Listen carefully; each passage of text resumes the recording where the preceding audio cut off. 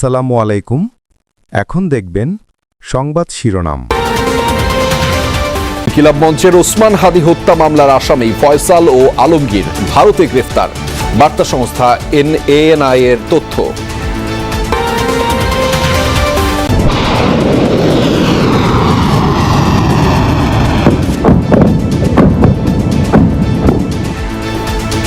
Israeli হামলার target এখন ইরানের জ্বালানি স্থাপনা। দূরপাল্লার ক্ষেপণাস্ত্র আক্রমণের পরিধি বাড়িয়েছে তেহরান, সংকট শিগগিরই থামছে না, শঙ্কা বিশ্লেষকদের। ইরান, ইসরায়েল এবং আমেরিকার যে যুদ্ধ, এটা আরও দীর্ঘায়িত হবে বলে ধারণা করছি। ডোনাল্ড ট্রাম্প যেটা বলেছেন যে 4 থেকে 5 সপ্তাহে যুদ্ধ প্রলম্বিত করার তার ইচ্ছে। ইরানের ভূখণ্ডে আক্রমণ না করে তবেই কিন্তু যুদ্ধটা থামার সম্ভাবনা আছে। মিটছে না গ্রাহকের। প্রায় 4 লাখ টন তেল গ্যাস নিয়ে চট্টগ্রাম বন্দরমুখী কয়েকটি জাহাজ, গুজবে কান না দেওয়ার আহ্বান মন্ত্রীর। আজকে দুপুর 11টায় একটা জাহাজ নম্বর নিয়েছে এবং আর একটা জাহাজ 2টোর সময় নম্বর নেওয়ার কথা, কিন্তু এর অর্থ এই নাই যে আমরা যাচ্ছে তাই ভাবে খরচ করব। আমরা রেশনিংটা আমরা চালিয়ে যাব।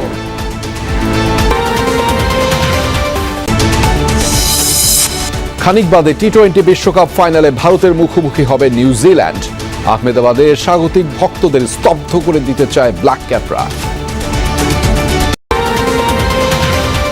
খালেদা জিয়ার শ্রেষ্ঠ অদম্য নারীর পুরস্কার নিলেন নাতনি জাইমা। সব নারী ও কন্যার জন্য নিরাপদ হবে বাংলাদেশ, আশা ডাক্তার জুবাইদার। বাংলাদেশও এমন একটি দেশ হবে যেখানে প্রতিটি নারী ও কন্যা শিশু নিরাপদ, মর্যাদাবান এবং সম্ভাবনাময় উজ্জ্বল ভবিষ্যতের অধিকারী হবে। ইমাম ও অন্য ধর্মীয় গুরুদের জন্য বছরে 4,400 কোটি টাকা বরাদ্দের সিদ্ধান্ত। ঈদের আগে 14 মার্চ পাইলট প্রকল্প উদ্বোধন করবেন প্রধানমন্ত্রী। প্রথমবারের মতো ইরানের তেল সংরক্ষণাগারে হামলা চালিয়েছে ইসরায়েলি এয়ারফোর্স। একযোগে দেশটির 30টি জ্বালানি স্থাপনায় হয়েছে যৌথ বাহিনীর হামলা। ক্ষতির শিকার বিমানবন্দর, পরিবহন ডিপো আর পানি শোধনাগার সহ গুরুত্বপূর্ণ বেশ কিছু বেসামরিক স্থাপনা।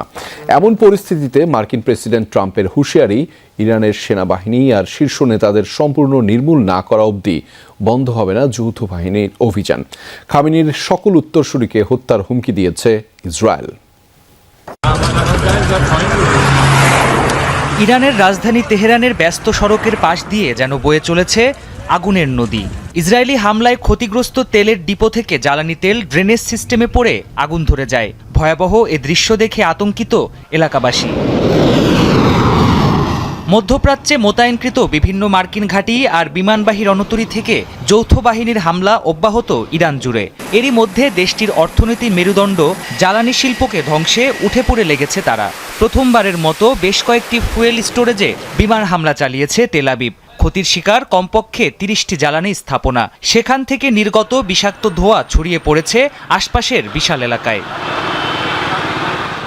একই সাথে ইরানের বিভিন্ন সামরিক ও বেসামরিক স্থাপনা লক্ষ্য করেও হয়েছে হামলা। ইস্পাহান বিমানবন্দরে কয়েকটি F-14 যুদ্ধবিমান ধ্বংসের দাবি করেছে ইসরায়েলি বিমান বাহিনী। হামলায় ক্ষতিগ্রস্ত কুদস ফোর্সের অন্তত 17টি বিমান। হরমুজ প্রণালীর কাছে 30টি গ্রামের জন্য নির্মিত পানি শোধনাগারেও হয়েছে মার্কিন বাহিনীর হামলা।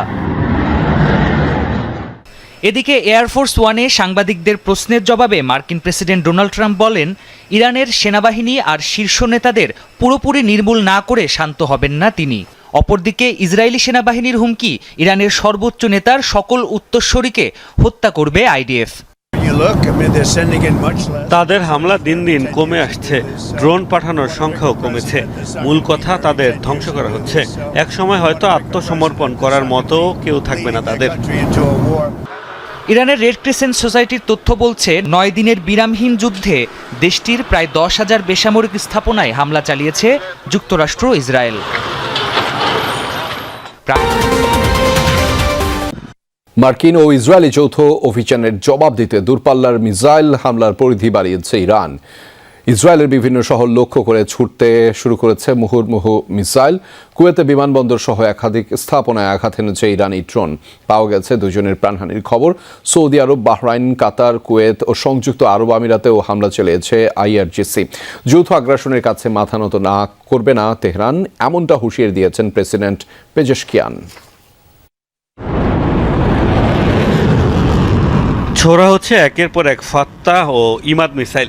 ইসরায়েলি ভূখণ্ড ও মার্কিন স্থাপনা লক্ষ্য করে হামলার এই নতুন ভিডিও প্রকাশ করেছে ইরানের রাষ্ট্রীয় টেলিভিশন। যুদ্ধের দ্বিতীয় সপ্তাহেও শত্রুদের শক্ত জবাব দিয়ে যাচ্ছে তেহরান। যুদ্ধের কৌশল হিসেবে এখন দূরপাল্লার অত্যাধুনিক মিসাইল হামলার পরিধি বাড়াচ্ছে দেশটি। শনিবার রাতভর মিসাইল দেখা গেছে ইসরায়েলের আকাশে। জেরুজালেম ও তেল আবিবে ক্ষেপণাস্ত্র হামলা চালিয়েছে তেহরান। হাইফা বন্দরের তেল শোধনাগারকে বানিয়েছে লক্ষ্য।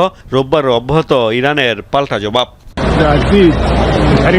ড্রোন হামলার জেরে আগুন ছড়িয়ে পড়ে কুয়েতের পাবলিক ইনস্টিটিউট ফর সোশ্যাল সিকিউরিটির মূল ভবনে। বিমানবন্দরে জ্বালানি ট্যাঙ্ক লক্ষ্য করেও ড্রোন ছুড়েছে ইরান। কুয়েতের দাবি, দায়িত্ব পালনকালে তেহরানের হামলায় প্রাণ গেছে তাদের 2 সীমান্তরক্ষীর। দেশটির আরিফ জানের মার্কিন ঘাঁটিতে সফল হামলার দাবি করেছে আইআরজিসি। আমাদের দেশে যেই আক্রমণ করুক, আমরা তার দৃঢ়ভাবে মোকাবিলা করব এবং শক্তির সাথে জবাব দেব। আমাদের জনগণ এবং আমাদের সশস্ত্র বাহিনী সারা দেশে উপস্থিত। সমস্ত শক্তি দিয়ে তারা মাতৃভূমিকে রক্ষা করবে। ইরান এই নিপীড়ন আগ্রাসনের সামনে মাথা নত করবে না। প্রেসিডেন্ট মাসুদ পেজেশকিয়ান প্রতিবেশীদের কাছে দুঃখ প্রকাশের পরও উপসাগরীয় দেশগুলোতে হামলা অব্যাহত রেখেছে ইরান। কাতারের দাবি, ইরানের ছোড়া 12টি ব্যালিস্টিক ও ক্রুজ মিসাইল প্রবেশ করেছে তাদের ভূখণ্ডে। 15টি ড্রোন ঠেকানোর দাবি করেছে সৌদি আরব। বাহরাইনে মার্কিন অস্ত্রের গুদামে হামলার দাবি করেছে ইরান। ড্রোন মিসাইল ঠেকানোর দাবি সংযুক্ত আরব আমিরাতেরও। বেশ কয়েকটি হামলা হয়েছে ইরাকে। ড্রোন হামলার শিকার দেশটির মার্কিন দূতাবাস। ইরবিল আন্তর্জাতিক বিমানবন্দরকেও বানানো হয়েছে লক্ষ্য। দেশটির সুলাইমানিয়ায় একটি কুর্দি ঘাঁটি এবং কুর্দি অধ্যুষিত উত্তরাঞ্চলে নিরাপত্তা বাহিনী পেশমার্গের ঘাঁটিতে হয়েছে হামলা। মোস্তফা মাহমুদ, যমুনা নিউজ।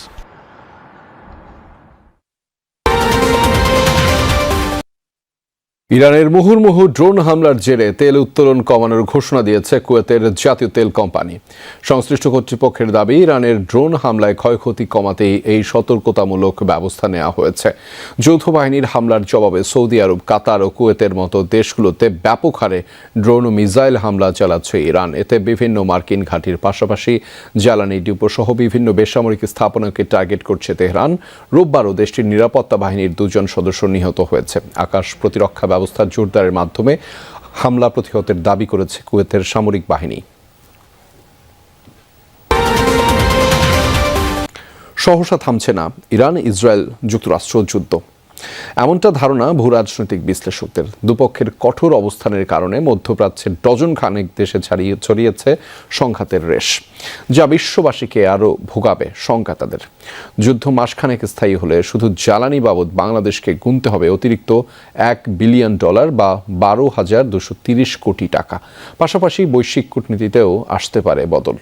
প্রভাব মোকাবেলায় সর্বাত্মক প্রস্তুতি নিতে বারবারই সরকারকে তাগিদ দিচ্ছেন তারা। দ্বিতীয়